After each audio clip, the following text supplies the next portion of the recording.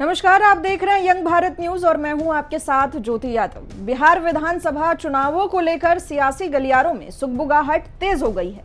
सत्तारूढ़ एनडीए जहां गठबंधन में विरोधी सुर बढ़ने से पहले सीटों के बंटवारों को लेकर अपनी रणनीति को अंतिम रूप देने में जुट गया है, वहीं विपक्षी इंडिया गठबंधन में भी सरगर्मी अब तेज हो गई है। इन सबके बीच बिहार में कांग्रेस एक ऐसी पार्टी नजर आ रही है जो अपने अस्तित्व को लेकर राष्ट्रीय जनता दल आरजेडी के फैसले पर निर्भर हो गई है। बिहार के लिए कांग्रेस के पास ना तो कोई ठोस रोड मैप दिख रहा है और ना ही मजबूत नेतृत्व। आलम यह है कि बिहार में सीटों के बंटवारों को लेकर राजद नेता तेजस्वी यादव के साथ कांग्रेस के अध्यक्ष मल्लिकार्जुन खड़गे और पूर्व अध्यक्ष राहुल गांधी की बैठकें हो चुकी है, लेकिन राजद कांग्रेस की सुनने को तैयार नहीं है। ऐसे में अगर समय रहते सीटों के बंटवारे पर राजद के साथ सहमति नहीं बनी तो हर गुजरते दिन के साथ कांग्रेस बिहार में और कमजोर होती नजर आएगी। असल में आगामी विधानसभा चुनावों को लेकर बिहार में राजद और कांग्रेस के बीच सीटों के गठबंधन को लेकर कई बार बैठकें हो गई है। जहां कांग्रेस पिछली बार की तरह ही 70 सीटों की मांग पर अड़ी है, वहीं राजद पिछली बार के कांग्रेस के प्रदर्शन को देखते हुए सीटों को घटाने पर अड़ी हुई है। यही कारण है कि कई दौर की बैठकें होने के बावजूद भी अभी तक दोनों दलों के बीच सीट बंटवारे को लेकर कोई साझा बयान जारी नहीं हो पाया है। कांग्रेस चाहती है कि वो समय रहते सीटों के बंटवारे को कर ले ताकि समय से अपना चुनावी अभियान शुरू कर सके। हालांकि बिहार में हर दिन बदलते सियासी समीकरणों के बीच राजद कांग्रेस को उनकी मर्जी के अनुसार सीट देने के मुद्दे पर और कंजूस होती दिख रही है। राहुल गांधी के साथ कांग्रेस अध्यक्ष मल्लिकार्जुन खड़गे की तेजस्वी के 1-to-1 बैठकें हो चुकी है, लेकिन कुछ ठोस निकलकर नहीं आया है।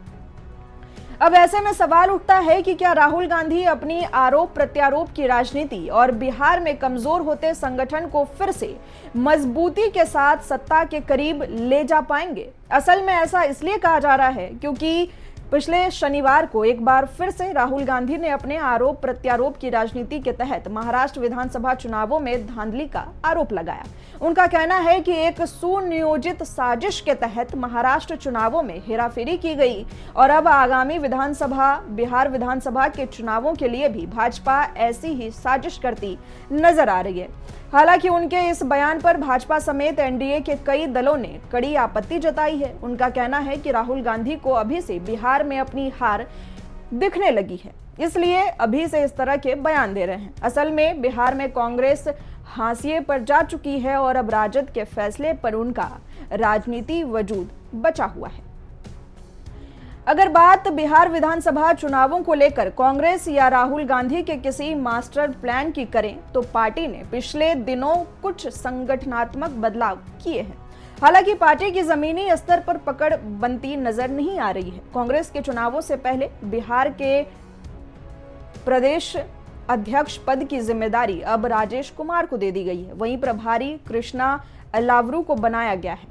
सीटों के बंटवारे को लेकर जो रणनीति बनाई गई है, संगठनात्मक ढांचे को मजबूत करने के लिए जिला कांग्रेस समितियों की भूमिका को बढ़ावा दिया है। इतना ही नहीं, टिकट बंटवारे में अब जिला स्तर के नेताओं को शामिल किए जाने का भी प्लान बनाया जा रहा है।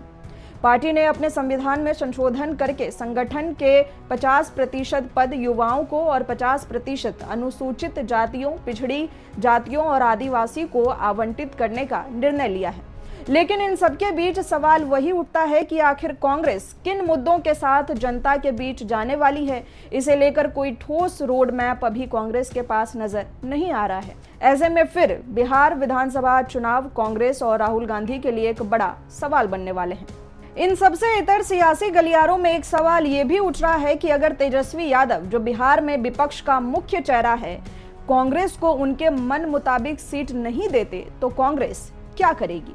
क्या कांग्रेस इस स्थिति में बिहार में मन मुताबिक सीट नहीं मिलने पर सभी सीटों पर अकेली चुनाव मैदान में उतरेगी? अगर इस सवाल का जवाब पार्टी के ही नेताओं से मांग लिया जाए तो यह चौंकाने वाला नहीं होगा कि पार्टी के नेता ही ना बोल देंगे। हाल में पार्टी में व्यापक फेरबदल किए गए हैं, जिससे कुछ लोग नाराज भी बताए जा रहे हैं। आशंका है कि ये लोग मौका देखकर इधर उधर भी जा सकते हैं। बहरहाल मौजूदा हालातों पर नजर डालें तो ये बात साफ नजर आ रही है कि बिहार में इस समय कांग्रेस राजद के फैसले पर अपनी आगे की रणनीति और राजनीति की बिसात बिछाए बैठी है। अगर राजद ने कांग्रेस को मन मुताबिक सीट नहीं दी तो कांग्रेस को अपने लिए एक नई रणनीति बनाकर आगे बढ़ना होगा। फिलहाल आप इसको लेकर क्या सोचते हैं, कमेंट कर हमें जरूर बताएं। इसी तरह की तमाम बड़ी खबरों के लिए जुड़े रहें हमारे साथ। हमें यंग भारत सच के साथ।